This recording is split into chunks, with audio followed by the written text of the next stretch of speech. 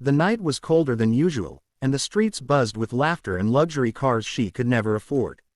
She stood outside the golden-lit restaurant, clutching a crumpled $20 bill in her palm as if it were worth millions. Her heart pounded with shame. "All you have to do is ruin the date," the woman's voice echoed in her mind. "Make him hate the evening. Make him walk away." It sounded easy. After all, what did she care about a stranger? She needed the money. Her little brother was at home waiting for dinner, and $20 meant bread, milk, and maybe something sweet for him. But now, staring at the towering glass doors of the restaurant, guilt gnawed at her chest. She took a deep breath and pushed the door open. Instantly, she felt like she didn't belong. The marble floors gleamed under the soft light of crystal chandeliers, and the scent of roses mixed with expensive cologne filled the air. Her shoes, worn and scuffed, clicked awkwardly as she walked in. Her eyes landed on him immediately. The man she was supposed to deceive. A millionaire CEO, sitting alone at a corner table.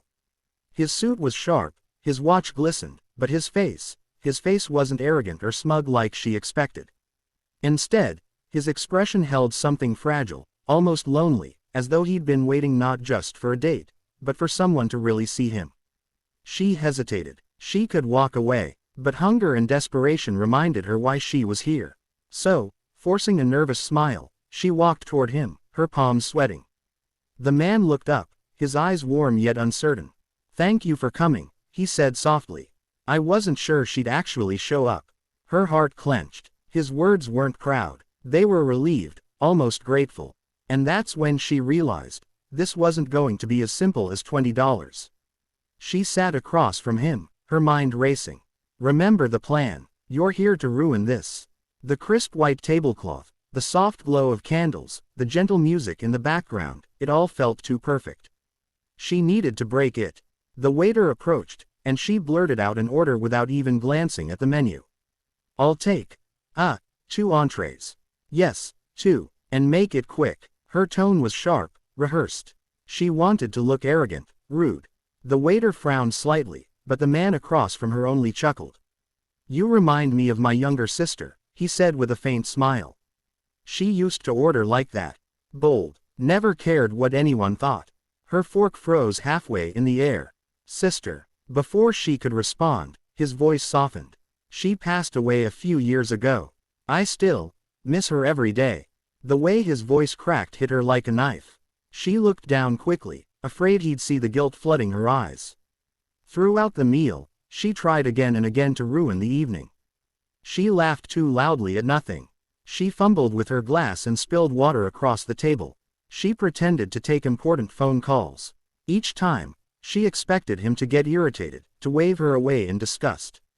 But he never did. Instead, he leaned in closer, listening, smiling, as if every awkward thing she did only made him more interested.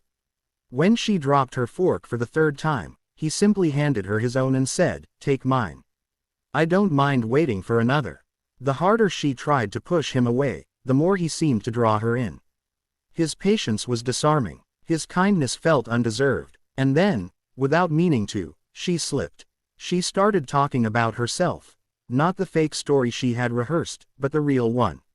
About her brother, how he was her world, how she worked endlessly just to keep him in school, how life had left her with little but responsibility. For a long moment, he said nothing. His gaze was steady, his eyes full of something she hadn't expected. "Respect. You've been carrying so much," he whispered. "No one should have to fight that hard alone." Her chest tightened. This wasn't supposed to happen. She wasn't supposed to care. But sitting there, she realized something terrifying. This man, the one she was paid to humiliate, was the first person in a long time who truly saw her. The dinner had ended, but her heart hadn't stopped racing. They stepped out into the night, the city lights flickering like distant stars. He offered to call her a car, but she shook her head. Every step she took beside him made the guilt heavier, until she could no longer carry it. She stopped on the sidewalk, her hands trembling. "I need to tell you something," she whispered. He turned to her, his expression calm, patient. "What is it?" Her throat tightened. The words burned, but she forced them out. "I wasn't supposed to be here tonight. Someone paid me $20 to ruin this date." To make sure you walked away disappointed. The silence that followed was suffocating. She stared at the ground, tears threatening to fall. I'm sorry. I tried to lie, I tried to do it, but I couldn't. You were too kind. And now I've ruined everything. She expected anger, or maybe mockery. Maybe he'd call her a fraud, a thief. Instead, he did something she never imagined. He laughed. Not cruelly, but softly, as if the weight of the truth had somehow lifted his own burdens. So that's it, he said, shaking his head. Even this meeting wasn't chance. Life had to trick us into finding each other. She blinked, stunned. But, don't you see? I lied to you. I don't deserve your kindness. He looked at her then, really looked at her, his eyes steady and warm. You showed me more honesty tonight than most people have in years. $20 brought you here, yes, but your heart kept you from leaving. That's what matters. Her tears finally fell, but this time, they weren't just from guilt. They were from relief. For the first time, she wasn't being judged for her mistakes, she was being seen for her truth. In that moment, the distance between them vanished. A setup meant to destroy had instead begun something neither of them could deny.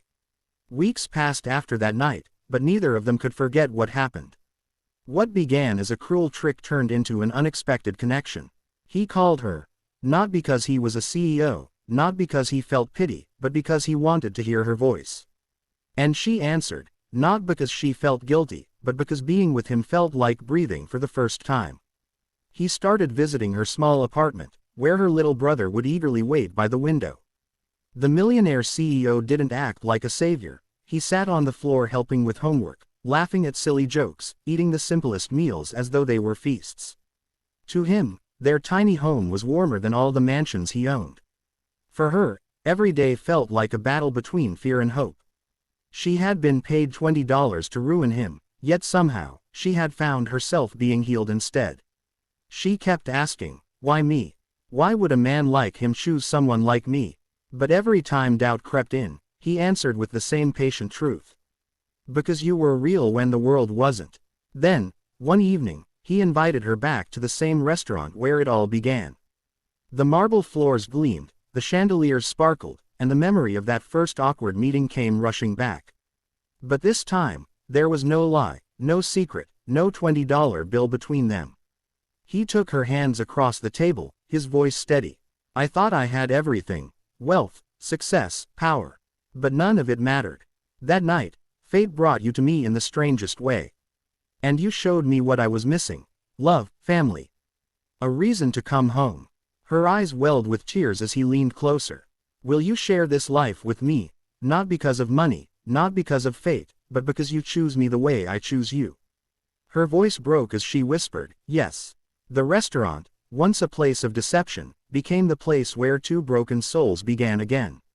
She had walked in with $20 and a plan to ruin him, but walked out with something priceless, a love that healed both their hearts. And in the end, it wasn't money or lies that defined their story. It was the simple truth that sometimes, the greatest blessings come disguised as mistakes, and sometimes, the smallest choices, like taking $20, can change a life forever.